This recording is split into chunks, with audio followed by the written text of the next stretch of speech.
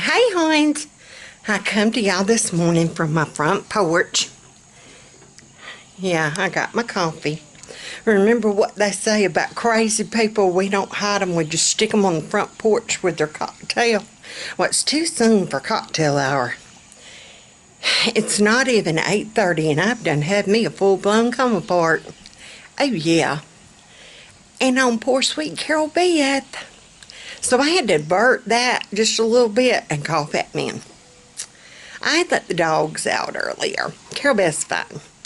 I let the dogs out and they kept barking and hollering about something. They were chasing something. And Carol Beth's like, well, I'll go get them. I'm like, okay, Carol Beth, thank you. I was filling my pill container, which takes an hour. Yeah, I was on bottle 6 of number 23.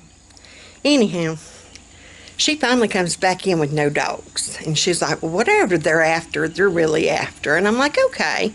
I figure they're around the tree or around Fat Man's shop. And she's like, well, it's on the air conditioner. I'm like, what do you mean on the air conditioner?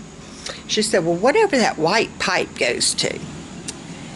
And I'm like, what white pipe?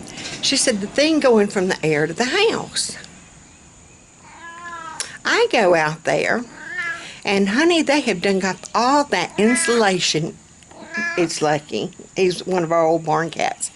They've got all the insulation torn off that pipe. Wires are hanging. Oh yeah, from our AC to the house. Now we're in Alabama. AC is more important than life near Vail. You know what I'm saying? The air's already been running. It runs more than the heat, okay? And I couldn't help it. I just could not. We're still paying on that thing. It near about cost more than Big Mama's Bessie, you know what I'm saying? Anywho, I couldn't help it. And I'm like, Carol Beth, you should have known if they were tearing it up, anytime they're tearing up something important, you get one of them and you come back in the house and you come get Mama. She's just standing there.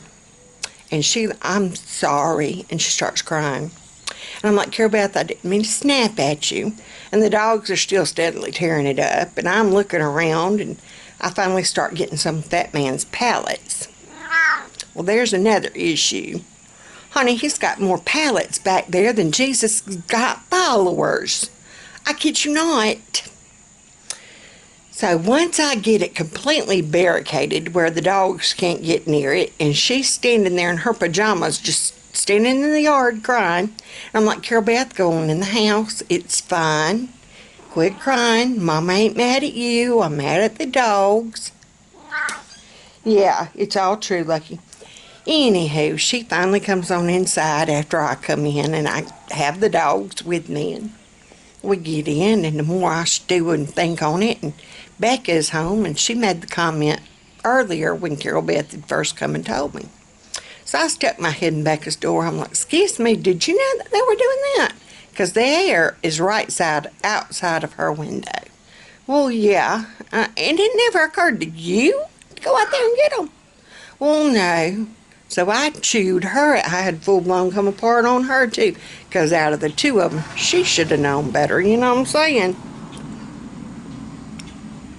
Well, then I think about it. The more I think about the shape of that backyard, my eye's twitching again, y'all. Yeah. The more I thought about one of those crates would make an awesome coffin for the Fat Man, you know what I'm saying? I moved that thing. It's bracing against the air conditioner.